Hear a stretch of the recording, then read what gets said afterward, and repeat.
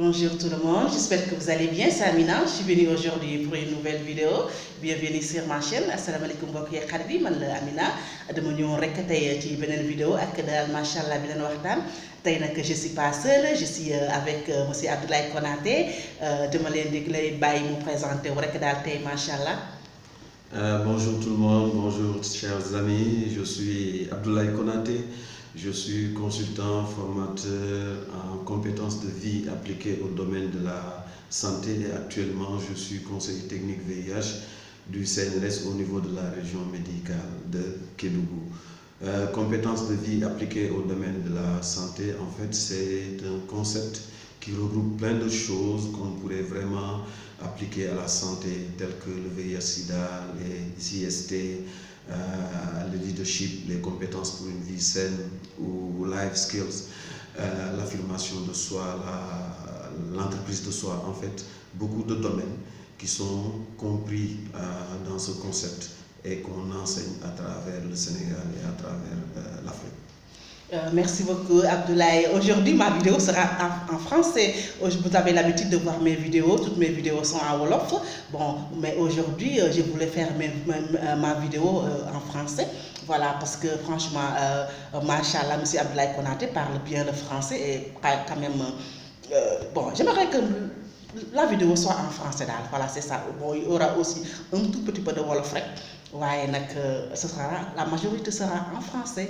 Donc, je vais, comme monsieur Abdoulaye Konaté s'est déjà présenté, aujourd'hui on va parler de l'estime de soi, de la confiance en soi. Donc, c'est pour ça. Et Abdoulaye Konaté, en tant que consultant, il connaît bien, par exemple, toutes les caractéristiques de l'estime de soi et de la confiance en soi. Donc, je vais laisser monsieur Abdoulaye Konaté faire une brève exposé de l'estime de soi et la confiance en soi. Très bien.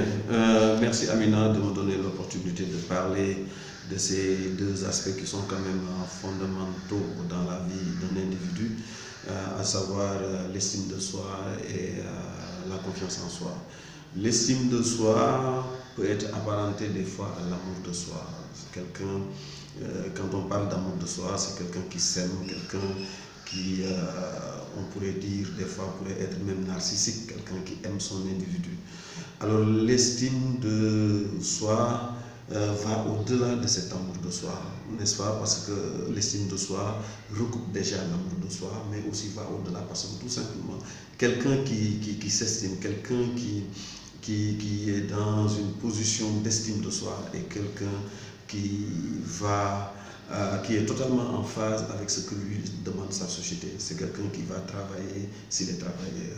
C'est quelqu'un qui aime travailler. C'est quelqu'un qui va à l'école bien étudier vraiment s'il est étudiant, s'il est élève. C'est quelqu'un qui aime sa personne à travers son comportement, à travers son habillement, à travers les paroles qu'il sort, à travers vraiment ses relations avec les gens.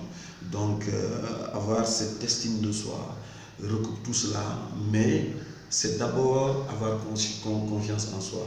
Avoir confiance en soi, c'est vraiment connaître ses avantages, connaître ses atouts, mais aussi connaître ses limites. C'est ça vraiment qui te permet d'avoir cette confiance en soi, qui te permet vraiment de pouvoir aborder la vie avec beaucoup d'enthousiasme, mais surtout avec beaucoup de sécurité et je dirais même avec beaucoup de confiance. Avoir cette confiance en soi, c'est vraiment se dire que ça, je peux le faire et je le ferai. Ça, je peux réussir à le faire et je le ferai. Ça, je l'aurai, je l'aurai. Compte tenu de tes atouts, compte tenu de vraiment ce que tu as en termes d'avantages comparatifs, compte tenu aussi surtout de tes limites. Parce que savoir ses limites aussi fait partie de la connaissance de soi, mais aussi nous permet d'avoir confiance ou de ne pas avoir confiance par rapport à tel ou tel autre aspect.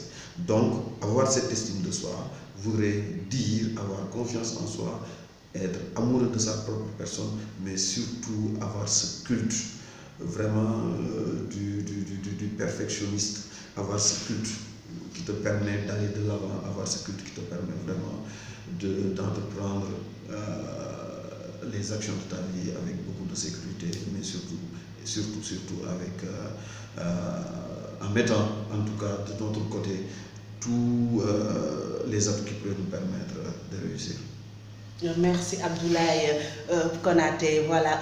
Aujourd'hui, ce que je voulais vous demander, M. Abdoulaye Konaté, c'est par exemple, une personne, est-ce qu'une personne peut naître avec une manque de confiance en soi ou bien une manque d'estime de soi et avec, par exemple, les événements de la vie ou bien les relations humaines ou quelque chose de ce genre, peut l'amener à cultiver cette estime de soi ou bien cette confiance en soi? Oui, Amina, vous l'avez dit, vous avez prononcé le mot cultiver. C'est important. Vous savez, chaque individu dans un moment ou un autre de son existence ou par rapport aux circonstances, aux événements de sa vie, peut à un certain moment perdre cette confiance en soi, perdre cette estime de soi. Par exemple, si tu es enfant et au niveau de ta famille, il y a toujours des colibés qu'on te colle. Des fois, les appréciations qu'on fait à ton niveau sont très négatives. Ça pourrait te pousser à ne pas avoir confiance en soi et à la limite même à ne pas avoir cette estime de soi. Mais comme tu le dis, ça se cultive par rapport à l'environnement où nous sommes, par rapport aux modèles qui sont devant toi. C'est important aussi ces modèles. Par rapport aux idoles, en tout cas, des gens qui sont là, des gens que tu aimes et à qui tu voudrais ressembler. Tout ça pourrait te pousser à cultiver cela, à aller de l'avant. Et on ne pourrait jamais dire qu'on a cette estime de soi d'une façon suffisante, qu'on a atteint le sommet. Parce que quel que soit, partant des événements de ta vie, partant vraiment des péripéties de ta vie, par rapport à ce qui se dresse devant toi, ça te fait naître. Ça fait naître vraiment d'autres points, d'autres choses qui pourront te pousser à aller de l'avant, qui pourront te pousser à sortir de toi-même, qui pourront te pousser à réaliser des choses qui, au départ, pourraient paraître assez compliquées à ton niveau. Merci Abdoulaye. Par exemple, l'estime et la confiance de soi, par exemple, Abdoulaye, tous ces deux-là font partie aussi de l'intelligence émotionnelle. Parce que j'aimerais aussi qu'on parle un peu aussi de l'intelligence émotionnelle. Oui, l'intelligence émotionnelle, en fait, comporte beaucoup de parties.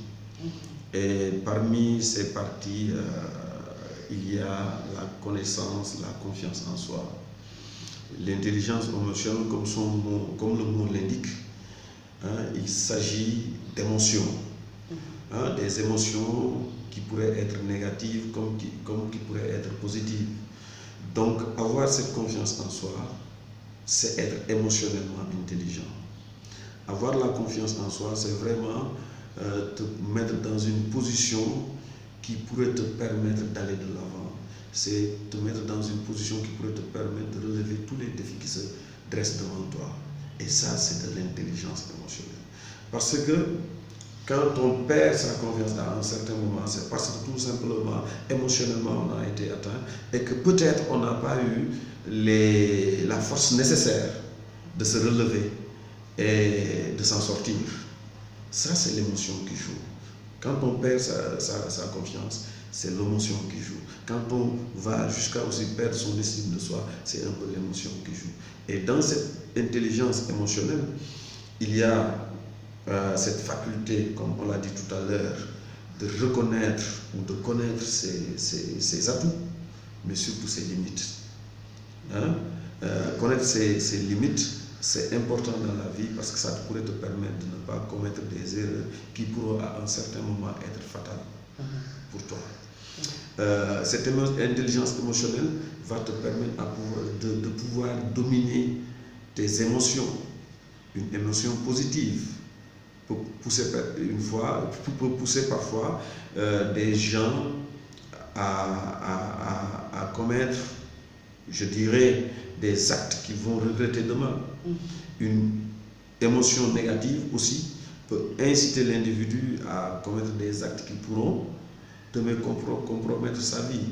Donc, cette intelligence émotionnelle te permet, à chaque fois qu'il y a un événement devant toi, fût-il cet événement joyeux, gai, qui te pousse à avoir cette émotion négative, cette émotion positive, que tu restes zen, que tu vois cet événement comme quelque chose de naturel et qui ne devrait pas normalement te pousser à l'extase jusqu'à commettre des erreurs.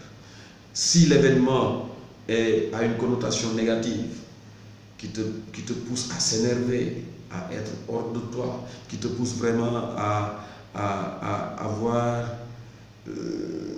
cet énervement extrême, n'est-ce pas? Là aussi, tu dois pouvoir dominer cette émotion négative et te comporter en gentleman et te comporter comme une personne vraiment positive.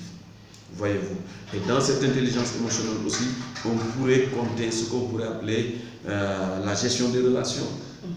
Comment gérer une relation. Accepter le développement des autres. C'est important. Avoir cette empathie aussi. Hein? Quand tu es avec quelqu'un, des fois il faut savoir se mettre à sa place pour pouvoir gérer ses émotions, mais surtout pour pouvoir gérer son comportement. Ça, c'est important. Et dans l'intelligence émotionnelle aussi, toujours, on parle de l'intelligence sociale. L'intelligence sociale, c'est vraiment quand la personne, à un certain moment, comme je dirais, est très pessimiste. Ce pessimiste va jusqu'à le pousser à dire tout ce que je vais faire, ça ne va pas réussir. Tout ce que je vais faire, en fait, il n'a même plus confiance en l'avenir. Hein? Et être vraiment socialement intelligent doit te pousser à ne pas avoir ce comportement. Et ne pas aussi se résigner. Des fois, des gens se résignent, se disent que voilà, c'est la volonté divine, je ne peux pas faire autrement. Voilà, j'accepte mon sort. Ça aussi, c'est un manque d'intelligence sociale. N'est-ce pas? C'est vrai que c'est Dieu qui programme. Mais, en fait, quand il te met devant des épreuves, il faut savoir les gérer. Il faut savoir faire face à ces épreuves-là. Il faut savoir vraiment contourner ces épreuves. Et à chaque fois qu'un problème se présente, ne pas le prendre comme un problème, mais le prendre comme une opportunité d'agir. C'est ça l'intelligence sociale. Comme une opportunité d'agir. J'ai un problème, ce n'est pas un problème, mais c'est une opportunité pour moi de faire une action. Et faire cette action pourra te permettre de venir à bout de ce problème et de le résoudre comme il se doit. Et ne pas avoir ce comportement, comme je l'ai dit, pessimiste, qui te pousse à ne plus avoir confiance en l'avenir. Et ça va devenir même ce qu'on pourrait appeler le cynisme. Le cynisme, c'est vraiment, tout est noir devant toi, rien ne peut marcher. Et Dieu sait qu'il y a beaucoup de gens qui se comportent comme ça. Dieu sait qu'il y a beaucoup de gens qui réfléchissent comme ça, qui disent que devant moi, tout est noir, je ne peux pas réussir, je ne peux pas y aller, jamais je ne pourrai arriver à cela. Ça aussi, c'est un manque d'intelligence sociale. Et tout cela regroupé nous permet de dire que l'intelligence émotionnelle est vraiment quelque chose qu'on doit mettre toujours en avant. C'est vraiment quelque chose qu'on doit toujours cultiver, qu'on doit toujours chercher si on veut avoir demain un futur meilleur. Avoir un futur meilleur, c'est vraiment mettre tous les atouts de son côté, sur le plan émotionnel, sur le plan comportemental, mais surtout par rapport à nos idées, par rapport à notre vision et par rapport surtout à l'espoir qu'on a qu'un jour, ça deviendra meilleur.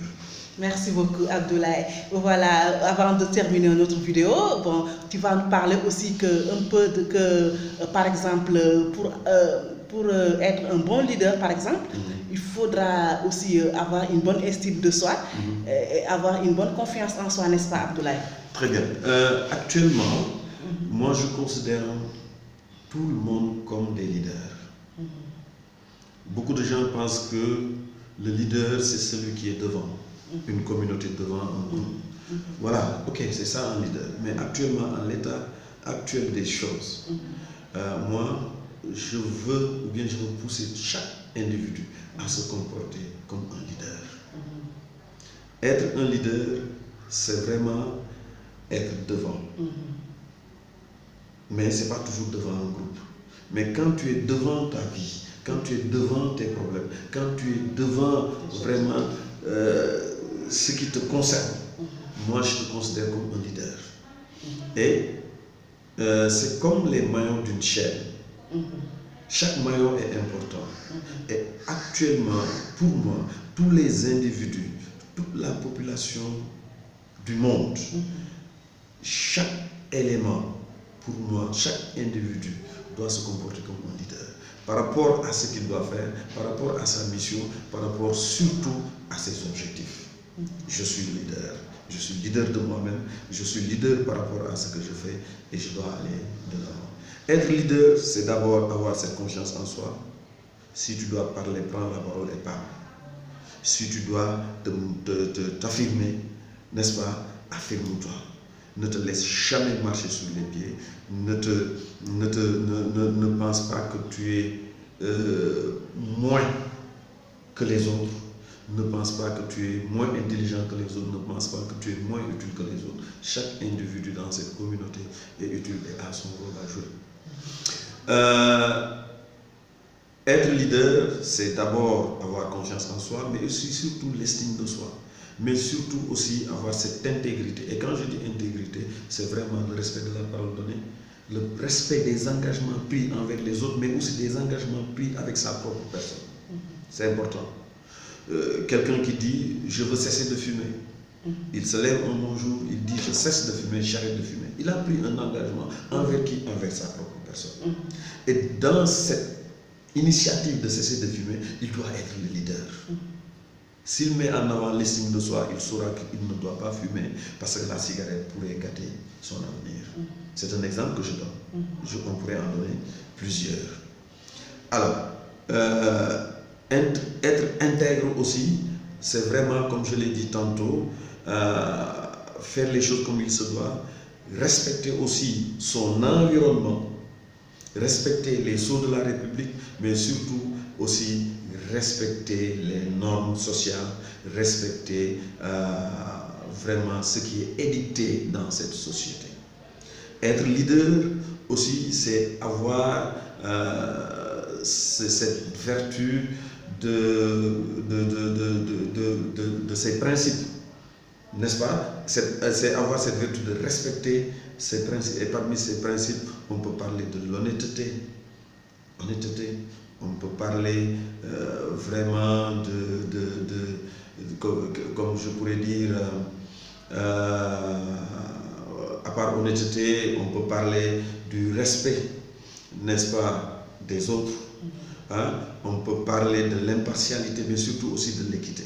Tout ça constitue des principes qu'on pourrait développer. Malheureusement, ça ne pourra pas se faire dans cette vidéo. Mais sachez qu'un bon leader doit avoir cette estime de soi, cette confiance en soi, cette honnêteté, l'équité, mais surtout aussi l'intégrité. Merci beaucoup Abdoulaye Konaté. Bon, malheureusement, on va devoir vous quitter, mais on va vous laisser dire un dernier mot avant de terminer notre vidéo. Mais merci Amina pour l'opportunité que vous me donnez de parler de ces concepts qui sont très importants et qui sont très actuels. On ne saurait en parler jamais assez.